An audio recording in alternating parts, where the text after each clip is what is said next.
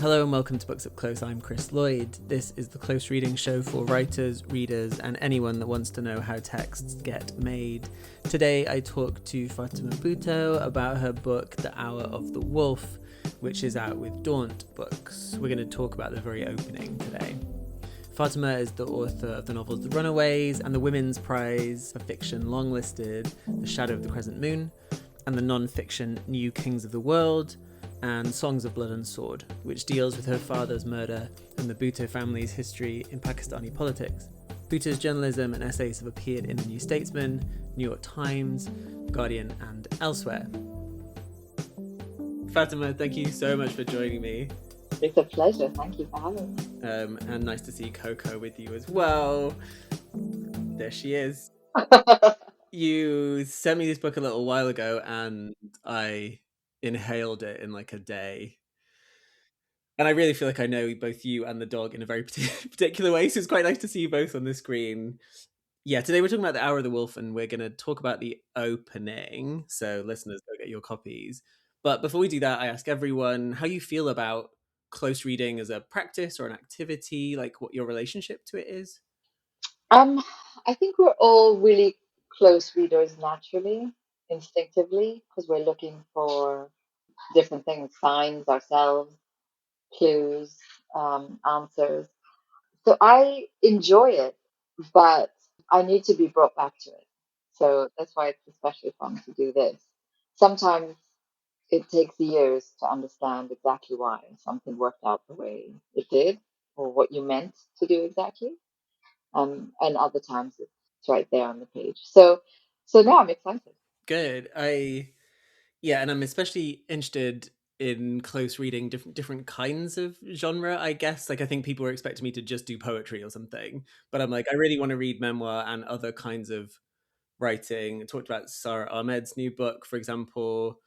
So I'm interested in doing that kind of close reading, but with other kinds of prose that people are like, oh, that's just memoir or something, as though that isn't constructed. And Yeah. Everything is. And I think to me, it's a kind of magic the way any piece of writing comes together. So much of what is unsaid is there, so much of what you are trying to convey, it's little explosive forms present. And of course, the secrets that you're hoping will convey something without being too transparent. And now Cuckoo's barking. So only took 2 minutes. do you want to read the opening then, and we can maybe then start talking about it? Okay. One day, I see a wild deer. It is evening, the second month of lockdown in the spring of the pandemic. I am outside in my friend MC's garden with my pregnant dog, Coco. She is days away from delivering her very first, but she doesn't look like she is pregnant at all. Her stomach is almost concave, and aside from a week when she was ravenous, her appetite is delicate, her mood strange. The vets in this Oxfordshire village where my best friend Allegra and I have decamped to ride out what we imagine will be the only wave of this virus won't give us an appointment. It's not an emergency, they tell me on the phone. We are only seeing emergencies during COVID. No one knows what COVID is yet. None of us know how to behave. What does the virus have to do with a pregnant dog? My dog's stomach is hollow. There is stillness when I place my hand on her belly. It's not a phantom pregnancy. She's had one of those before. We had a scan and it confirmed that she is carrying a litter of puppies. But something doesn't feel right. She sounds fine, these new vets, who we don't know and have never met, tell me on the phone. We are not from Oxford. We are far away from home. Beyond the lockdown and this new terrain, I'm in further limbo because I've spent nearly a decade waiting for a man who has made promise after promise to me, and diligently, and with impressive commitment, has broken them all. We are both unmarried. He confesses that he has never met a woman he could settle down with until me, that I am the first woman he has wanted to build a life with. But I come from a public family and have chosen to be a writer, hardly the life of a private civilian. He has his reason. Thank you so much for reading that. I think this opening, and this paragraph goes on, but I thought that's like a nice place to stop. Hmm. This opening kind of carries all of the things that the memoir is carrying in a way. The opening of wildness, you've got Coco, you've got Hmm. displacement, the man, and something about your publicness and who you are. Like within 3 paragraphs, you really kind of contained the whole book. And I mean, I want to cheekily ask, like, when did you write this bit?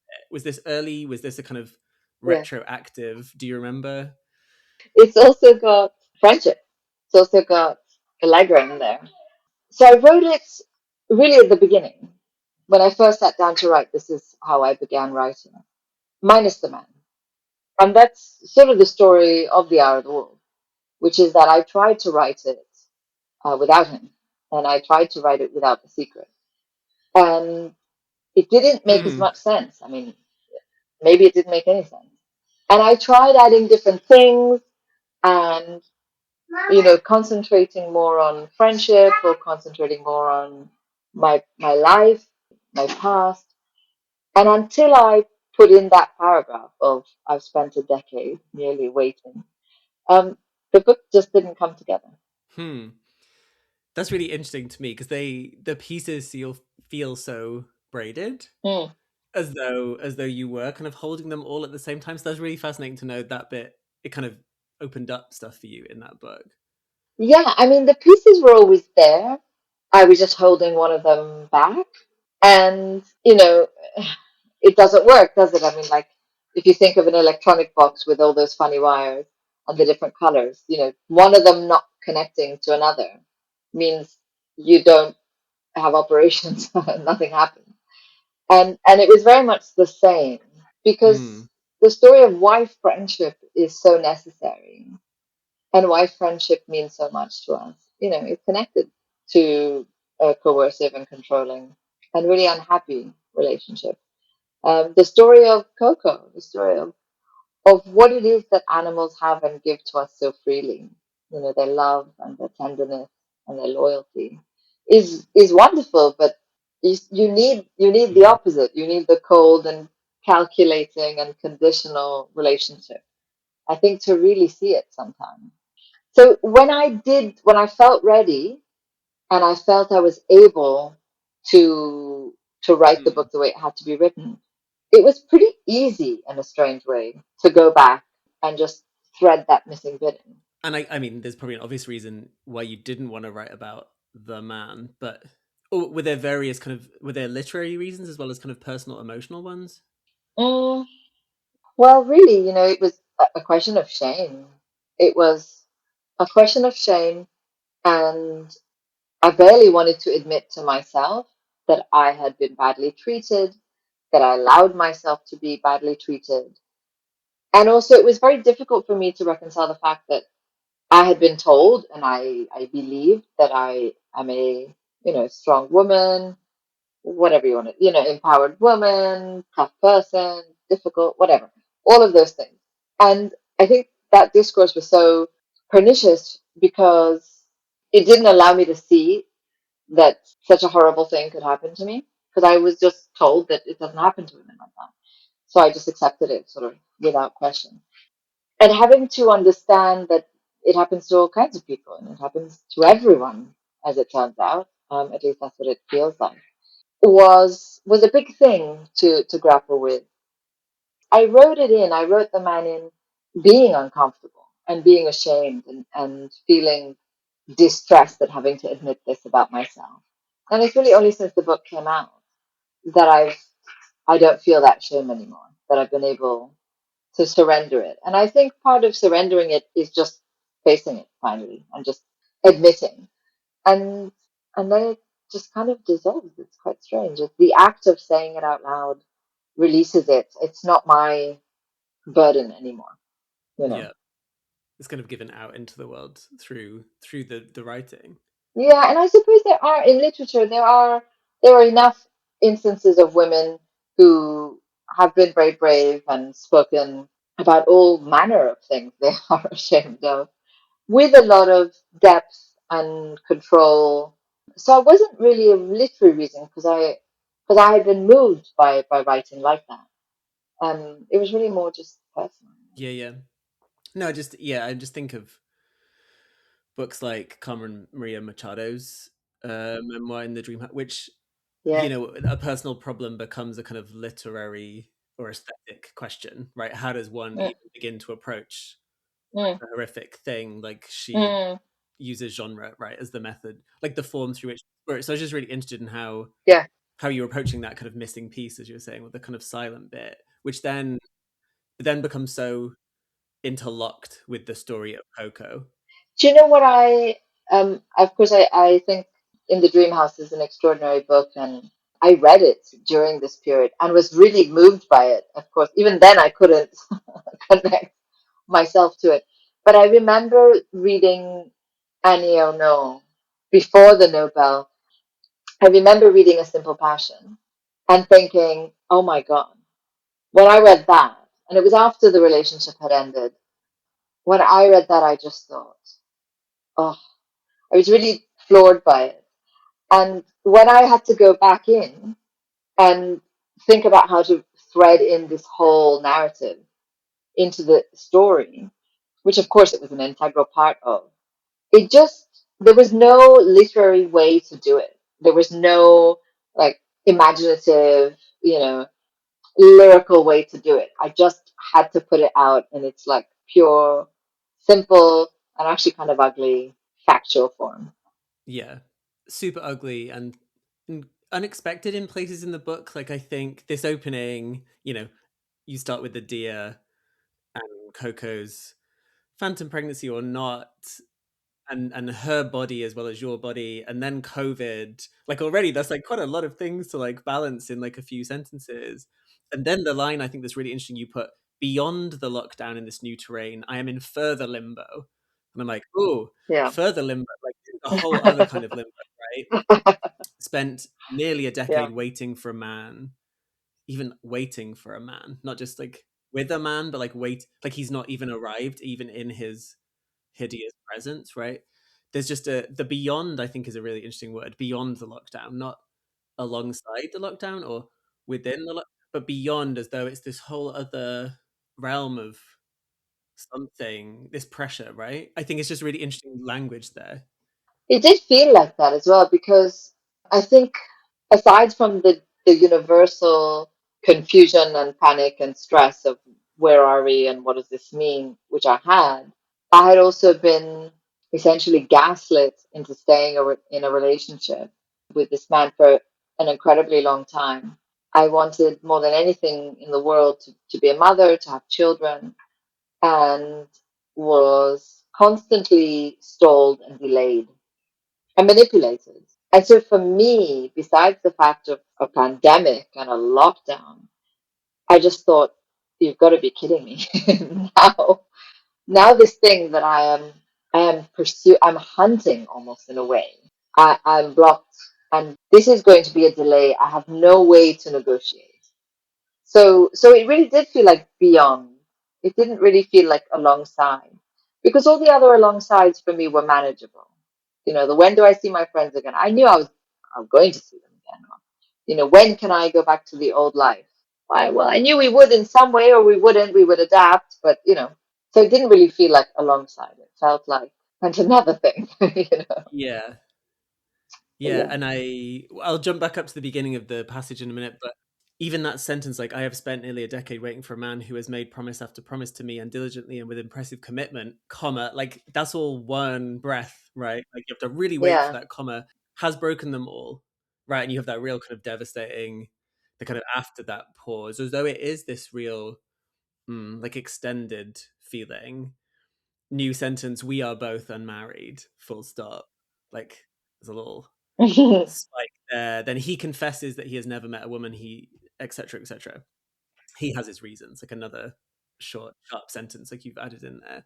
But even at the level of the prose, you can feel something happening beneath the surface, if you like, right? Kind of the you waiting for him and the promise after promise is us waiting in that sentence as well, right? We have to kind of you don't tell us immediately what this thing is. Like we clearly this man is not pleasant at this point in the chapter, but we don't quite know what that is, right? What the texture of that is. yeah. Yeah, that's incredible, isn't it? Because I didn't, it's not that I set out to paint him as unpleasant from your Hmm. first glance at him. And in fact, when I was writing it, it was really important to me that I wrote about him fairly. So I felt whatever I was going to say about Mm. the pain, I also had to mention what was attractive, what was compelling about him, what was, you know, not unpleasant. But it's not possible to hide some things. I mean, I think that's such the magic of writing, isn't it? Is that no matter what you intend to do, some things are really out of your hand. And waiting for a man, I mean, just to go back to your earlier point there, really, again, there could have been no other word because it wasn't building anything, it wasn't surviving anything together, it wasn't anything really, and it's so much of it felt like a ghost story, And I did try at various points to write it as a love story. Didn't work. I did try to write it as a kind of ghost story where he's not there. Didn't work. And ultimately, I think the language understands the pacing and the journey even before the writer does consciously, in a weird way. So, it's always been my experience with fiction that you find yourself moving in a direction and you don't quite understand why, and it's the story compels you to go there. And later on, you can look back and say, okay, I had intended this, but actually, this is what worked out, and I see why now. But it's funny that life does the same. Yeah. I mean, that Yeah. real live Again, what you're saying about the kind experience of the in secret life in your mind would do the didn't same come thing out to of the you. writing, but what when we write stuff, like what seeps through even without our intentions or knowledge. Some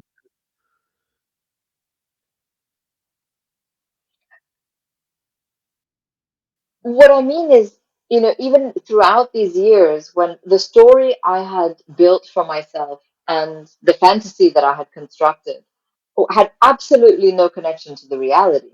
When I looked back at my diary or at things I had written at the time, they were as stark as day.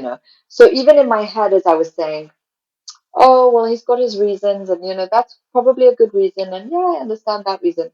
On paper, whenever I was left alone and would write, just, I mean, nothing, not a dear diary, but even just a journal of, I was traveling here and I did this, and this is the conversation I had. It was totally clear that this was a really narcissistic, deceptive, dark fantasy that the man had spun for me. And it's so odd to me that I could write it clearly, but I couldn't see it. I couldn't know it. yeah, If that makes yeah. sense. I don't even know if that does make No, sense. no, no. No, it definitely does. I was just I had so many thoughts about that, about like what the stories, as you say, like the narratives that are spun by others that we so easily then just go along with, right? Whether even somewhere inside you knew what was happening all along and it came out of the writing, but then to translate that into memoir is a whole other feat, right? And you know what I mean? Like people journal. I'm thinking of Melissa Phoebus's work and her essay on like navel gaze. I think it's called In Defense of Navel Gazing, and thinking about like how does one write about the self, and the critique that she's always got about like why do we want to read this woman's diaries? And she's like, do you think that's what I'm doing? Like the memoir isn't this deeply constructed historical aesthetic form. So Yeah. so I'm just interested in kind of translating that, the writing of the journal that is unconscious perhaps, or not, you can't see what's happening, versus how do I then tell this story, how do I, and as you said the word fairly, which is like a really interesting word to use, right? Like how do I present him fairly, but also I'm tying it into this other story. These are both moral and aesthetic questions, I guess. Hmm. Um. Yeah, they are, I suppose. I mean, I find the term memoir always a little unsettling, just because even I remember seeing the copy for The Hour of the Wolf. From my publisher sent me the back of the book copy. I remember saying, "Oh, you're calling it a memoir," and they were like, "That's what it is." I just didn't know. I felt really kind of odd with it because in a way, some part of it did feel even more Yeah, personal than a memoir. You know, because I feel there are aesthetic choices that can be made, and then there's a kind of writing where you feel, at least, you don't have a lot of choice. It's you have to just tell it as was. And also because it did feel sometimes like a diary. It did feel like trying to see things as starkly as possible, without overwriting them or underwriting them. But I'm not sure I was totally conscious of all the choices. But I do know that when I had left the relationship, one of the things that helped, oddly, was sitting down and writing, not in the way I would have written in a diary or in a notebook or just notes, more like, but sitting down and writing at my computer what had happened. And some of those things made it into the book, made their way into the book. And maybe that's why it felt like the narrative was possible to thread through, because some of it had been waiting to be moved. But yeah, I don't know. Why do you think fairly is a strange word? Because it can't be fair. uh, no, I just think it's Oh, I don't know, when writing about, there's a question of like, how do you write about real people, right? Whether it's memoir or whatever you want to call it. I'm thinking about like the debates around Julie Myerson's book, right, when she wrote about her son, for instance, right? And in that, she's not writing about she's writing about abuse and various other things, but like people were like, you've got to be sensitive to the other person's needs, right? And in this book, the man he's just not pleasant, right? Like the sure he's attractive in various ways, but he's not pleasant. And I wonder what like it is interesting the word you use is like fair, as though there is a expectation to write fairly about other people if they're not the ones doing the writing, or whether it was a question for you of I need to explain to you how I got into this thing with this man. Do you know what I mean? oh, that's interesting. No, it wasn't about explaining how I got into it, because none of those explanations would have made any sense, frankly. Not even to me. No, I guess I was thinking because in the writing that I'd done previously that involved real people, either there was a political context or a larger context that explained why they might be unpleasant or why I might find them unpleasant, why someone else might not. Or, when I've had to do interviews with people or write a feature about somebody, that's always uncomfortable because, they have to see it at the end and then there's always something they want to quibble with, like they didn't say that, or, their film that you criticized was actually really good and you didn't understand it. Or so there's always that. So I wasn't thinking of being like objective, I wasn't trying to do that. But in my own accounting, I suppose, of the relationship and of me personally, trying to understand, I had to be a little forensic with myself and ask myself, well, was it worth it? Like, what did you get? And so I had to say that part of the spell, in a way, that was cast doesn't come from the unpleasantness, but I'm pretty sure it was part of the grooming in a way, you know. So in that sense, I meant fairly. So it would have been unjust of me to say I was with this controlling person who gaslit me, and that's it. I mean, I don't mean like physical characteristics or like he was funny once in a while, but I felt it was important to say that part of the allure was that he did really help me at the beginning. And it's only in that accounting that I then realized, oh, is that grooming? Is that teaching me how to deal with things that make me uncomfortable? Because he's going to put me through a similar process. This is one of the thoughts I have about the opening and the kind of book as a whole, that it's in this present tense, right? So one day I see a wild deer. It is evening, the second month of lockdown in the spring of the pandemic, which I don't know, for many listeners, I guess that provokes a Yeah, reaction. sensation, right? One day I see a wild deer is one thing, right? It's kind of this beautiful moment. And it's like one day, it feels almost, I don't want to say fairy tale esque, but there's like an element of this kind of like mythical kind of time. It is evening, the second month of lockdown. That's when you kind of go, oh no, Yeah. the second month of lockdown. Oh well, but we suddenly have like knowledge as readers of like what's to come, right? That there's a real expansive time yet, right? And later on you say like to write out what we imagine will be the only wave of this virus. And you're like, oof, okay, good luck to you in that knowledge in that moment in time. But the present tense is such an interesting mode, right, to tell a story, and whether we call it memoir or whatever you want to call it, the story of the past. Like, at what point did you realize? present tense was the one for the story. I had a really tough time actually with that. And it got away from me many times and might still have gotten away from me. And I think that's because there was a lot of, as you are anyways with memories, going back and forth and trying to think, did I do that because of this? Or did that happen to me because I reacted like that? And then there was the slipperiness of time, which is anyways quite elusive. And, when you're telling a story, you will skip bits that don't feel like they pertain, or you'll want to rush ahead to something. And, you're always worried, did you set it up enough so that you can do that? Or does it feel like something's been left out? But also, I just find time itself a really queasy concept. And the use of time, I find also really, uncomfortable. And so there were definite choices there, but there was also a lot of forgetting time, if that makes sense, that just happened naturally.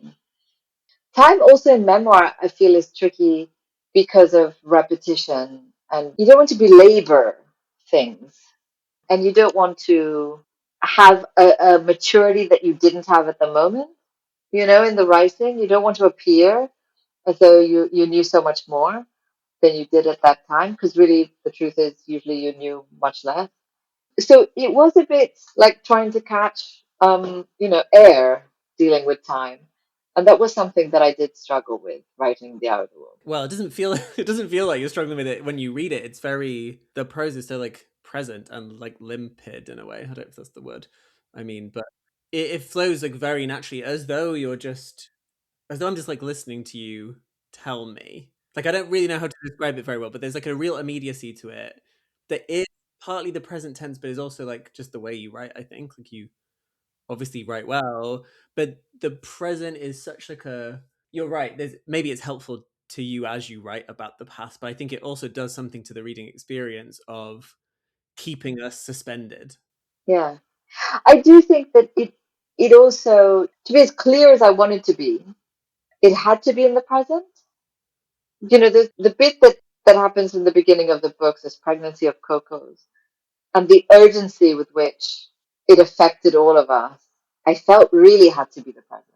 Because if it isn't, then you know too much about the fact that, oh, it's going to be over in a month, and, oh, so much time has passed. And for me at that time, I remember, God, I mean, not that anyone wants to remember that time, but it had this weird quality of feeling like every day was just like sludge slowly like oozing down a wall, but then your whole life going by. So being in the present felt necessary. It felt necessary, but the going back and forth and the dipping in and out of vignettes or memories or different moments, that was tricky. Yeah, 100%. And I think it helps. But it helps so much with the mood and the tone of the book, right? You could easily be like, I'm now here, and no spoilers. The last chapter does like accelerate us a bit into the future in a way that I was like, whoa, the sense of time throughout the book is much different to that last little bit. Yeah. And you're right, you could easily tell the story from this vantage point of like, now I know differently or better, or now I have this experience, or let me go back and tell you about this thing, fill it in.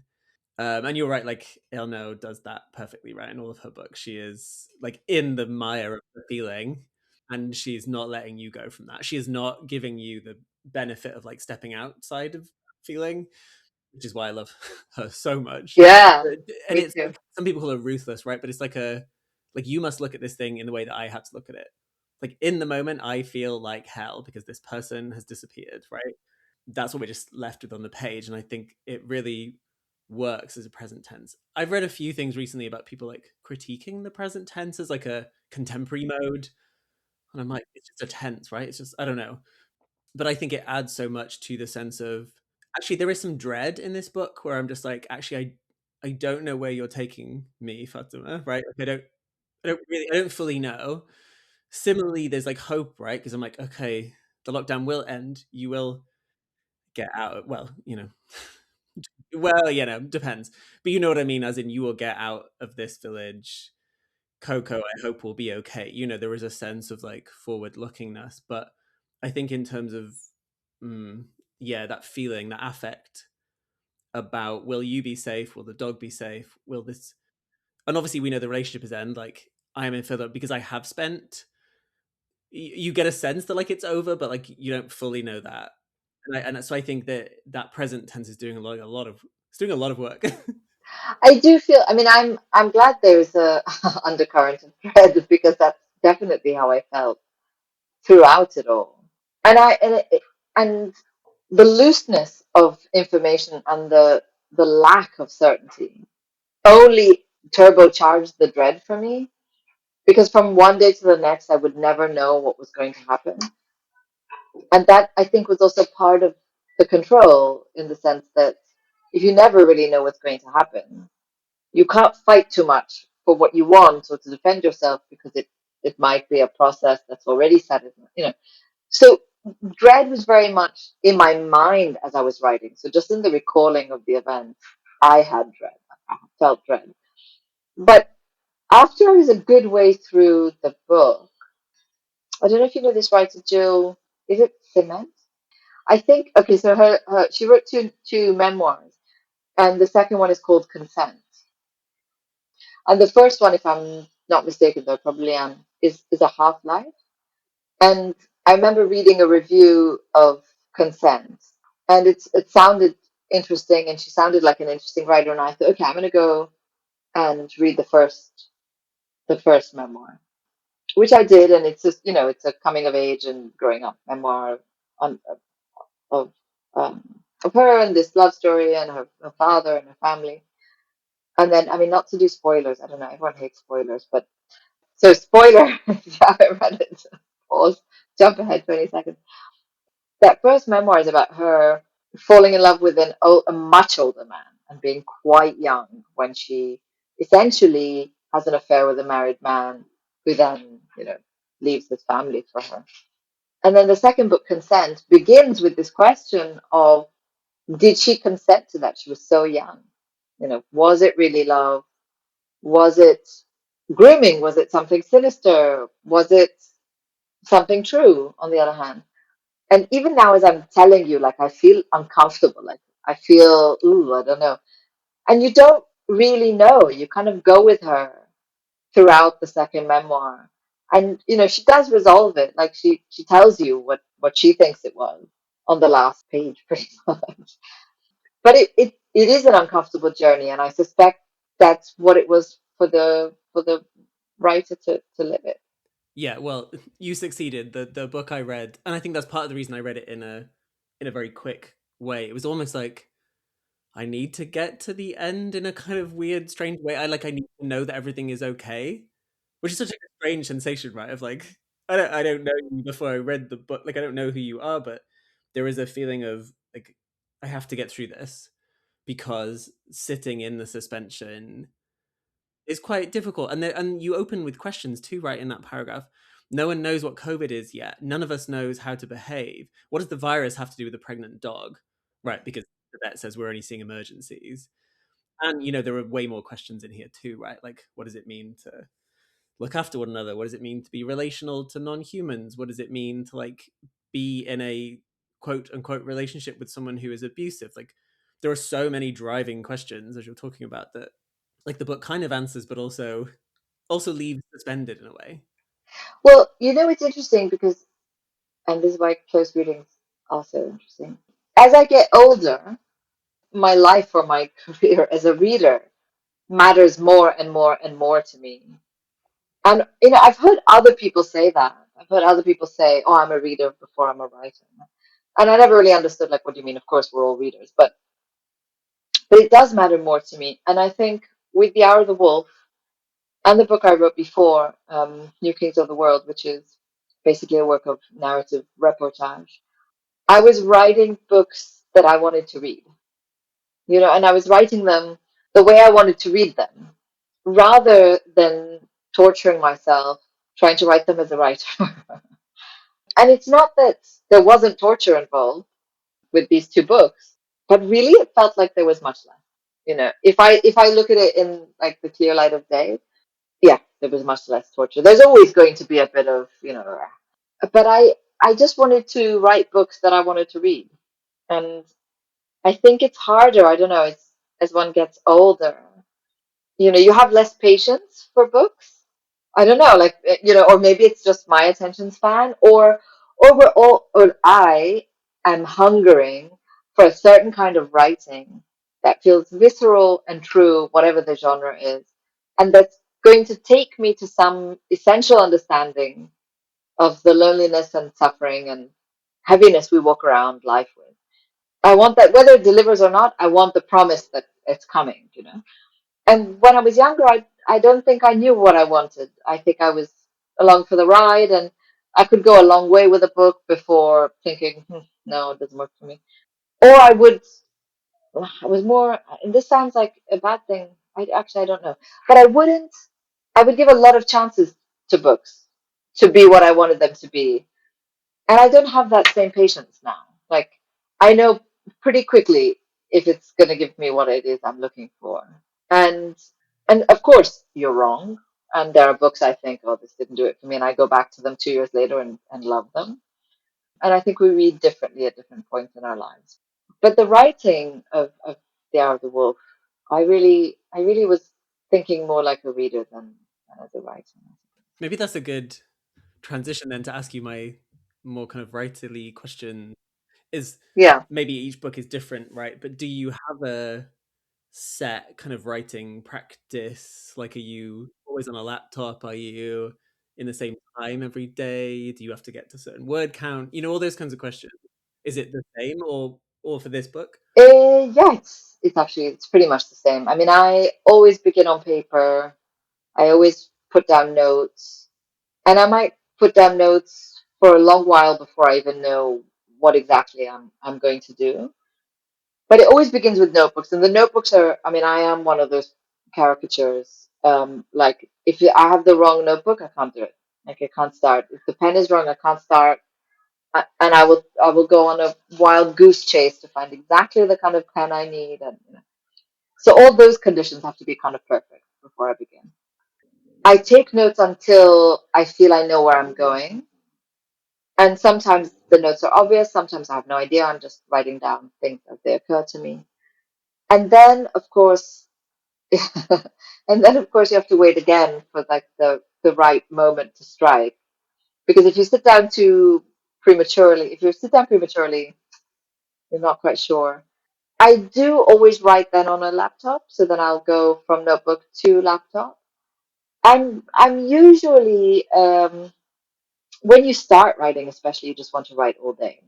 But the morning is the best time. I mean, I'm a morning writer because at least your phone isn't beeping, and at least there isn't like real life stuff to deal with early because everyone else is still asleep, and you can kind of get on with it. And normally I'll write for as much as I can, and then once you get really into it, then I'll write in the mornings, and then I might go back and edit or do research or read in the afternoon, evening.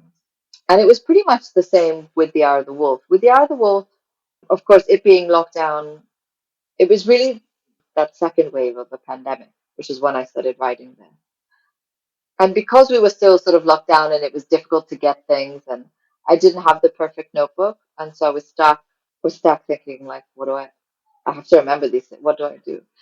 And yeah, and I had to improvise. And so I remember going onto my computer and I would pull up like notes, or voice memos, right? Which I mean, and I would type down these things, and I would think to myself, like, this is a very new way of doing things. Like, okay, but actually, it was quite nice because there's a disorder in the notebooks that then requires you to kind of like, excavate before you sit down at the laptop, and having it already there, I didn't expect would be quite so nice, but I did rather uh, enjoy.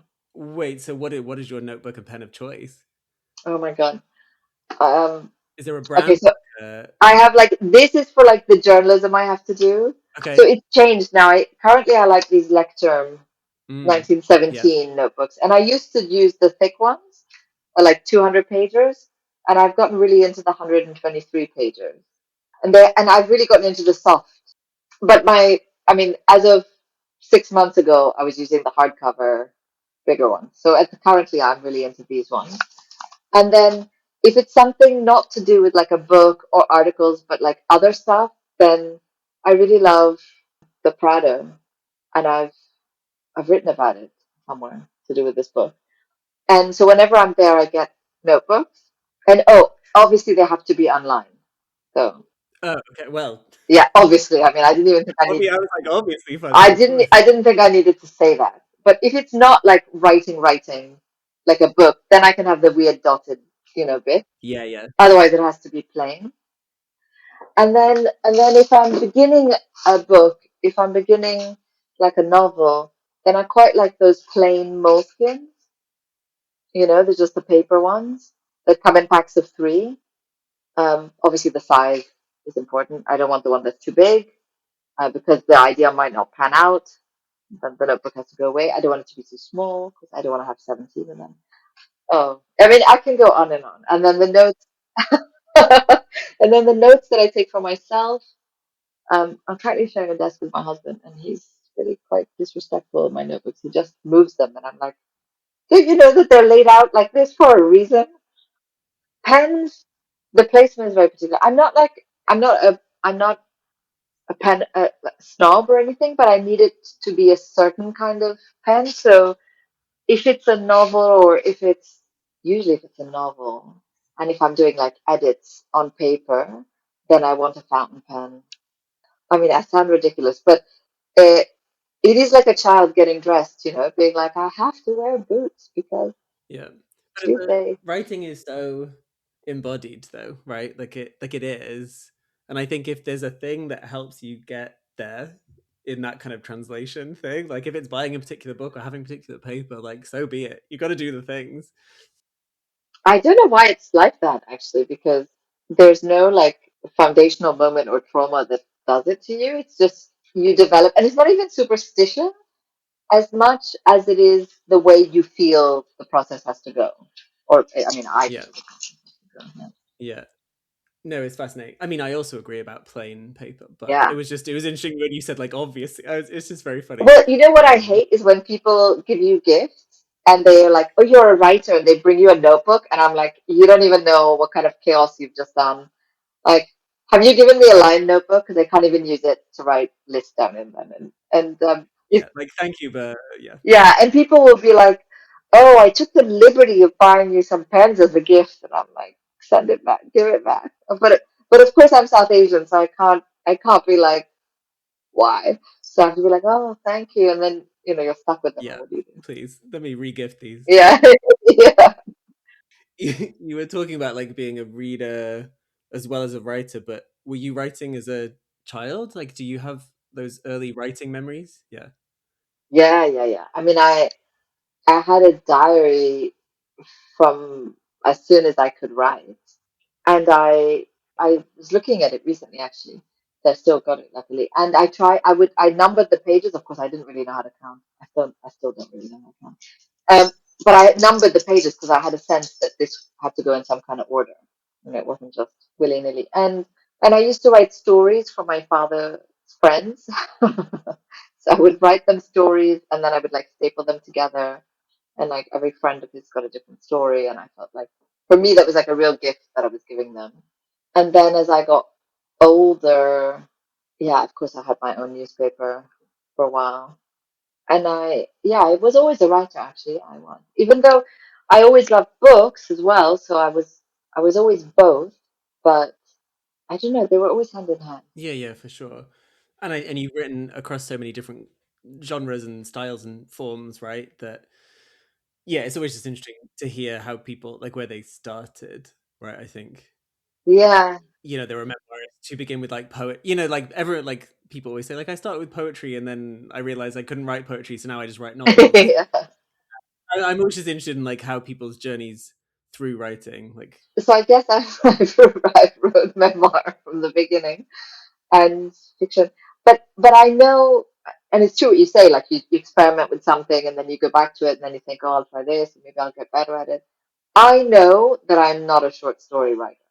Like I'm pretty like accepted. I'm not under any illusions.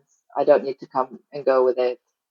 I know that, and that's kind of a relief in a way, you know. Besides that, I mean, I'm not sure. It's all up for grabs. I don't think I adapted one of my novels into a screenplay, into a script once, and I really loved learning about the process. And it was like such a different way of thinking and writing. It felt like totally new muscles had to be made to do it. But I can't say I ever want to do that again. Just because it damaged. I feel like it crippled me for like my other writing, if that makes sense.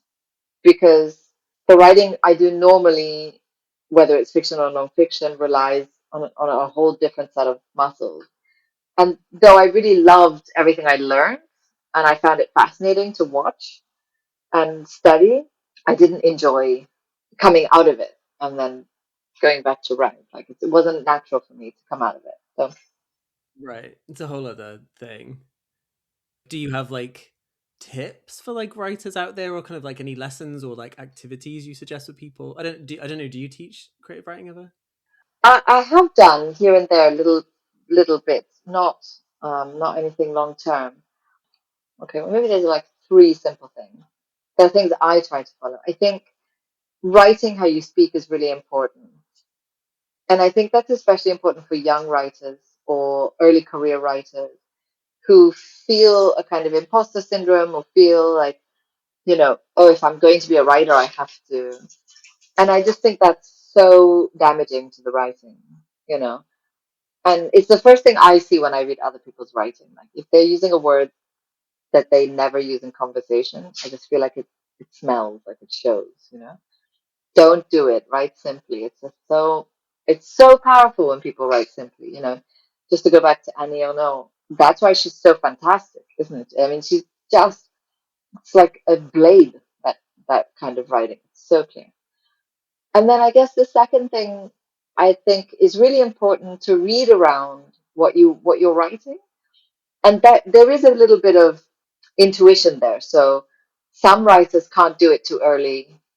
They have to be kind of midway through the process before they go out. Some writers have to do it before they sit down to write even one word.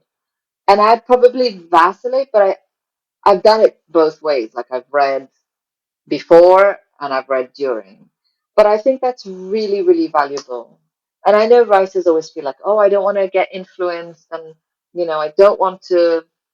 I think you really need to read around what you're writing because you need to see what works, what doesn't work, and what works you make your own. What doesn't work, not to follow. So I guess that's my second. Third, which is very, very, very important.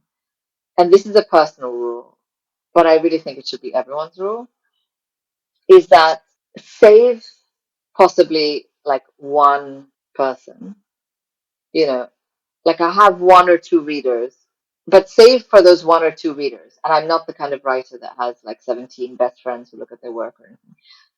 I never tell anyone what I'm doing until it's done.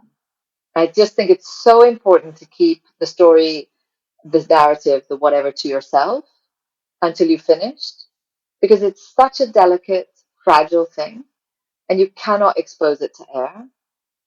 So I am big on secrets when when it's regarding what you're writing because I feel like I've seen writers, and it's happened to me that I have said, "Oh, I'm doing this," and I've overspoken about it, and then it loses some of the mystery and the magic, even for you. When you sit down at your desk, you're kind of like, "Nah." Or I think other people they muddy your thinking, So you tell someone innocently, like, "Oh, I'm writing about dogs," and then they say, "Oh gosh, why would you write about dogs when you could write about swallows? Because it's so fascinating." And then now you've gone back to the desk and you're thinking, "Oh, dogs are interesting, swallows." And I don't know. I feel like it gets in my way. It's the same way like if I'm cooking, I don't want someone helping me. Leave me alone. Like I'll do it. I'll make my own mistakes. I don't want your help at this point. So I think that's really important to keep it quiet until it's formed and then release only very slowly. Those are great bits of advice. I love that. And yeah, I also really struggle to cook with other people, so I'm just like, just leave me me in my little space here. So yeah, I feel that deeply. Okay, my Yeah. final question that I ask everyone is, what books would you recommend to listeners? They can be old things, new things, things you go back to, anything you want to celebrate. Mm. Okay. I think I would recommend the Palestinian writer Tareq Baconi. He's got two books. They're incredibly different. So one is like it's just come out. His memoir is called Fire in Every Direction, and it's a memoir. It's a queer coming of age book. But he's also written a book called Hamas Contained, which is as different as you can get. But it's really accessible. It's a really accessible study. So I would recommend Tarek's both his books. I wouldn't ask anyone to choose. I think This House of Grief by Helen Garner is just an extraordinarily told book because it's a really tragic story and a really kind of frightening story that Helen tells. It's a courtroom story. I don't know if you've read it, but she just writes so beautifully and she observes people so impressively that you just feel like, I mean, I would read, Helen Garner on her way to the supermarket. I think she's so good. There's a book by Mary Gaitskill that I feel like not enough people know, a novel called Veronica. It's such a wonderful, weird book about friendship and, oh, one of the most beautiful poems that I've read, possibly ever, is a poem called I Grant You Refuge by Hiba Abu Nada, who was a poet from Gaza. And she was killed in October 2023. And I have not yet been able to read that poem without crying. I mean, it's just a phenomenal, phenomenal work. And it's such a loss for poetry that Hiba cannot continue writing. And then, yeah, I think those are the things that are on my mind right now. I would definitely recommend those two memoirs I mentioned, A Half-Life and Consent. They're just really interesting to read together as well. And if you haven't, I think the poetry of Agha Shahid Ali is really just, if people are encountering it for the first time, I think that it's really, I envy them. And, Thank you. I will link to all of these wonderful suggestions in the show notes so people can click it and go find them. Fatima, thank you so much for your time. I really appreciate this. thank you so much. It's been so fun to talk to you. Thank you for listening to this episode. If you'd like more on memoir or life writing, check out episode 3 with Noreen Masood or episode 7 with Amy Key. They're both really brilliant and very different. Please subscribe if you haven't already. Leave a review on Apple Podcasts or on YouTube. Share with people in all the places. Tag me in any posts of episodes that you like, and do fill out the feedback form if you can. You can also get transcripts and other information by subscribing to the Substack. This show is made possible by an Impact Accelerator Award from the University of Hertfordshire and the Arts and Humanities Research Council.